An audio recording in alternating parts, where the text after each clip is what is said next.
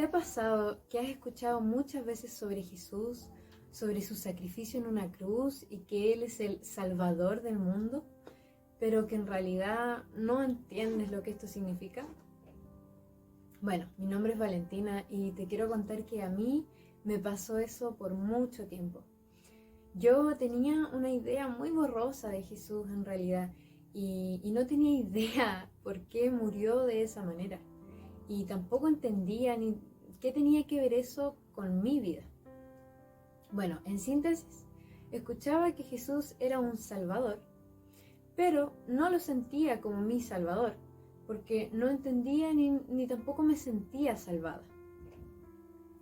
Y bueno, si tú también en el fondo tienes estas dudas y te gustaría entender lo que en realidad significa la muerte de Jesús en esa cruz y qué tiene que ver contigo en particular, entonces te invito a que te quedes a ver este video.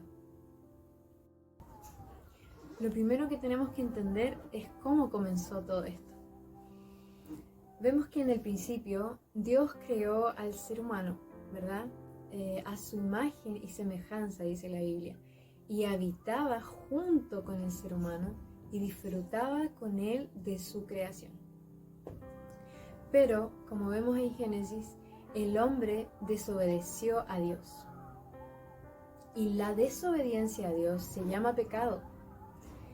Este pecado fue el pecado de Adán y Eva, que todos hemos escuchado alguna vez, en el cual la manzana puede ser simbólica o literal, pero narra el cómo se inició la desobediencia del hombre cuando estaba junto con Dios.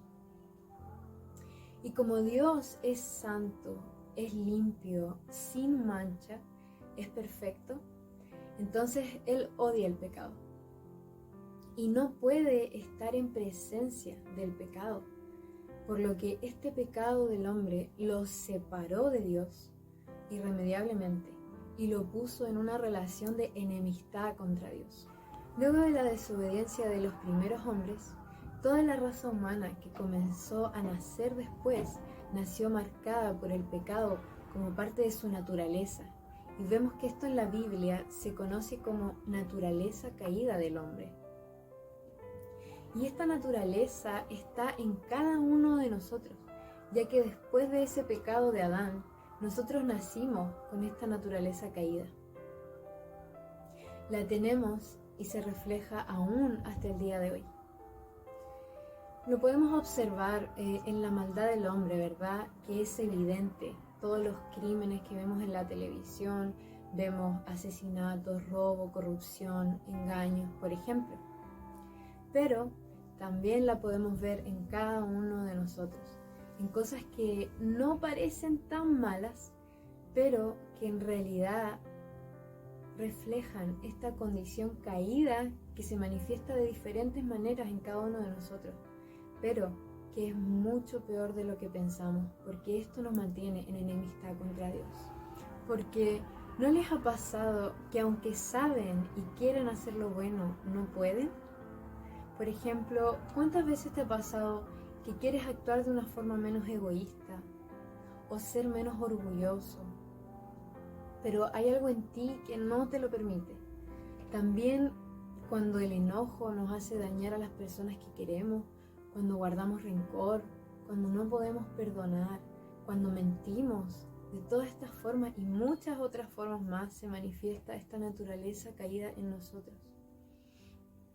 Vemos que en la Biblia, Pablo, uno de los apóstoles de Jesús, escribe en el libro de Romanos y describe esta naturaleza que se encuentra en él y dice: realmente no me entiendo a mí mismo, porque quiero hacer lo que es correcto, pero no lo hago.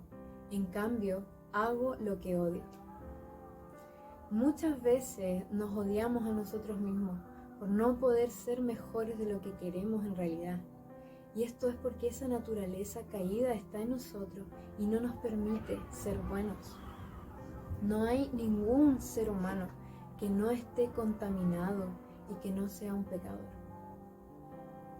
La Biblia lo dice de esta manera. Dice: no hay justo ni aún uno. Esta naturaleza caída es una consecuencia directa de la desobediencia y rebeldía del hombre contra Dios. Y en la Biblia dice que la recompensa del pecado, cualquiera sea el pecado, es la muerte. Y la muerte se refiere a una separación eterna de Dios, del hombre con Dios. Entonces, ante Dios, eso es lo que todos merecemos. Cada uno de nosotros merece la muerte por nuestros pecados. Bueno, hasta ahora vemos que el panorama para el ser humano es muy triste, ¿verdad? Nuestra condición es miserable ante Dios y la Biblia dice que todos nuestros intentos por ser buenos son como trapos inmundos delante de Dios. Y lo único que merecemos en realidad es la muerte. Porque así de grave es el pecado ante la santidad de Dios y todos somos culpables. Dios, por su naturaleza, es amor y en su inmenso amor, Él tiene compasión por nosotros y no quiere que vivamos de esta manera, ni que tengamos este triste destino que merecemos por nuestra rebeldía, sino que Él quiere estar cerca de nosotros como al principio. Él quiere disfrutarnos y restaurar de esa relación que se rompió para poder reconciliarnos con Él. Pero Dios también es justo y es justo por naturaleza. Entonces Él no puede dejar el pecado sin el castigo que se merece. Si Él no castigara el pecado, entonces no sería justo y no sería Dios, dejaría de ser Él. Pero ¿cómo conciliar ambas cosas? ¿Cómo conciliar su amor y compasión por nosotros con su justicia? Aquí entonces es cuando Dios mismo decide ser nuestro Salvador. Dios Padre envió a su único Hijo, lo vistió de carne y hueso, lo hizo hombre, y Él vino a la tierra para recibir ese castigo del pecado de toda la humanidad. De esta forma, Jesús saldó la deuda que todos los hombres teníamos ante Dios Padre. Él decidió hacerse responsable por nuestros pecados, como si fueran suyos, y se ofreció voluntariamente ante Dios Padre para pagar nuestro castigo, ocupando mi lugar y tu lugar en una cruz, para que la ira y la justicia de Dios fueran sobre Él y no sobre nosotros.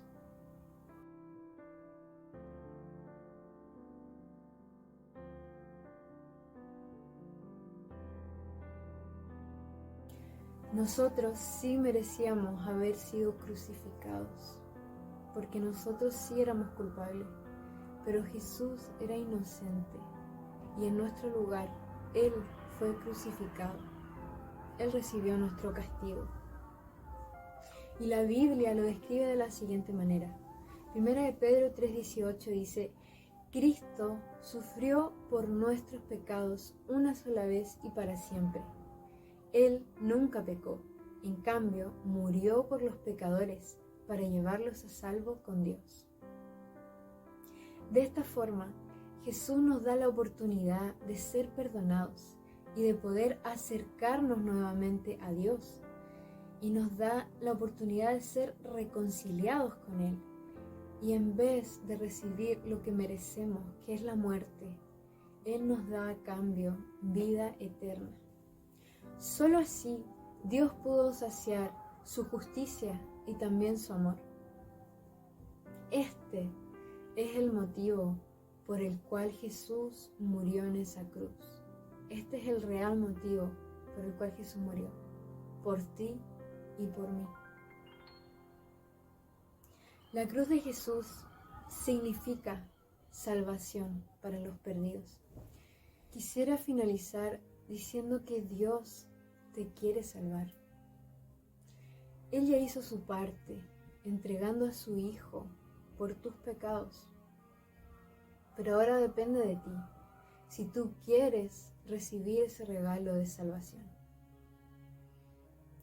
Todo el que entienda la gravedad del pecado y su necesidad de ser rescatado por Jesús, entonces puede acercarse y pedirle a Jesús que lo salve. Para esto debemos creer de corazón que Jesús vivió, murió y pagó específicamente por tus pecados en esa cruz, que Él entregó su vida para salvarte a ti y darte vida eterna, y que tus pecados son perdonados y olvidados delante de Dios. Solo puedes recibir este regalo de salvación por medio de la fe, apropiándote del sacrificio de Jesús para tu vida, porque Dios dejó la salvación para todo el que esté dispuesto a recibirla. Y la Biblia dice: pues Dios amó tanto al mundo que dio a su único Hijo, para que todo el que crea en Él no se pierda, sino que tenga vida eterna. Esto nos refleja el gran amor de Dios por nosotros y todo lo que Él estuvo dispuesto a hacer y a entregar para poder estar con nosotros otra vez. Espero que este video te haya servido, que haya podido ayudarte a entender un poco más respecto a este tema. Que Dios te bendiga mucho y nos vemos el próximo domingo. Hasta luego.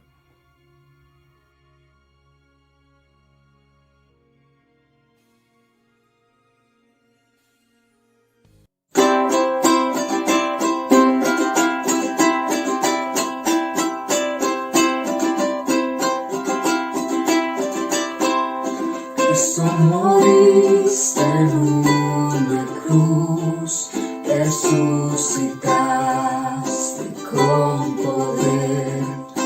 Perdona mis pecados hoy, sé mi Señor y Salvador. Cámbiame y hazme otra vez, ayúdame a serte fiel. Cámbiame y hazme otra vez, ayúdame a serte fiel.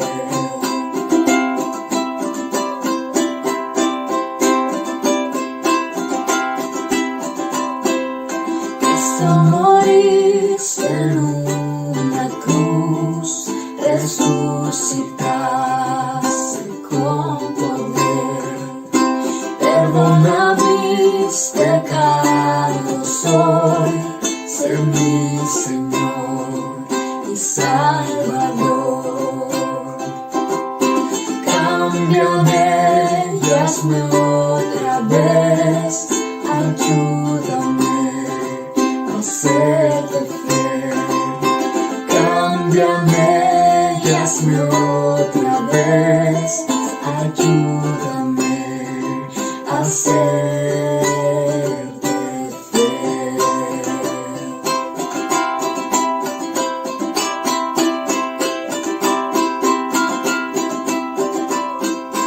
Cámbiame y hazme otra vez, ayúdame a serte fiel.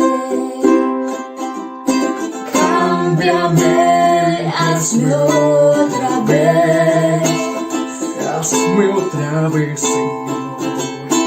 ayúdame a ser